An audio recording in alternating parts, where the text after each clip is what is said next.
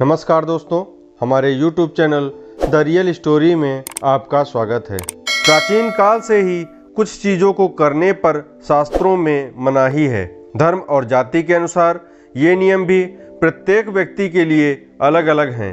बात यदि हिंदू धर्म के बारे में किया जाए तो हम ये ही जानते हैं कि ब्राह्मणों में प्याज और लहसुन खाने की मनाही है। हम अक्सर ये भी कहते हैं कि प्याज और लहसुन तो पेड़ में उगते हैं, तो फिर ब्राह्मणों को इसके सेवन पर मनाही क्यों है। कुछ ब्राह्मणों का इस सवाल के जवाब में ये कहना होता है कि चूंकि ये रिवाज कई पीढ़ियों से उनके परिवार में चलता आ रहा है और इसी वजह से वो भी इसका पालन करते हैं। वहीं कुछ ब्राह्मणों का ये भी कहना होता है कि ऐसा करना उनके शान के खिलाफ है और इसी के चलते वो ऐसा करने से कतराते हैं। हालांकि शास्त्रों में इस बात का वर्णन बेहद ही अच्छे ढंग से किया गया है। समुद्र मंथन के बारे में तो हम सभी ने सुना है। समुद्र मंथन के दौरान जब समुद्र से अमृत का कलश निकल गया था तो भगवान विष्णु सभी देवताओं को अमृत प्रदान करने के लिए अमृत बांट रहे थे। उसी दौरान राहु और केतु नामक दो राक्षस भी उनके बीच आकर बैठ गए थे। ऐसे में गलती से भगवान ने उन्हें भी अमृत पिला दिया था, लेकिन जैसे ही देवताओं को इस बात का पता चला तो विष्णु जी ने अपने सुदर्शन चक्र से राक्षसों के सिर से उनके धड़ को अलग कर दिया।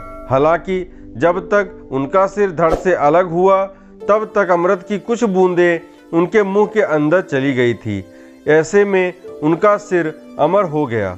विष्णु जी द्वारा जब उन पर प्रहार किया गया तो खून की कुछ बूंदें नीचे गिर गई थी और उन्हीं से प्याज और लहसुन की उत्पत्ति हुई और यही वजह है कि इन्हें खाने से इंसान के मुंह से गंध आती है।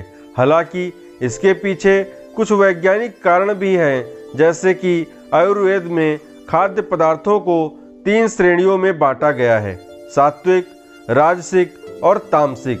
बता दें कि प्याज और लहसुन को राजसिक और तामसिक में बांटा गया है। ये तामसिक चीज़ें मनुष्य में कुछ केमिकल रिएक्शंस को बढ़ावा देते हैं, जिससे उत्तेजना बढ़ाने वाले हार्मोन्स शरीर में ज़्यादा प्रवाह होते हैं। अब यदि इस बात को हम अध्यात्म से जोड़ें तो उत्तेजना से अध्यात्म के मार्ग पर चलने में समस्या उत्पन्न होती है, जिससे एकाग्रता बाधित होती है और संयम क्षमता का नाश होता है। इसी कारण सनातन धर्म में प्याज, लहसुन जैसी तामसिक चीज़ों के सेवन पर मनाही है। ये पूर्ण रूप से वैज्ञानिक है और इसी विज्ञान को अध्यात्म से जोड़ा गया है। दोस्तों, अगर आपको ये वीडियो पसंद आया है तो इसे लाइक और शेयर करना न भूलें और हमारे YouTube channel the real story को सब्सक्राइब करें। धन्यवाद।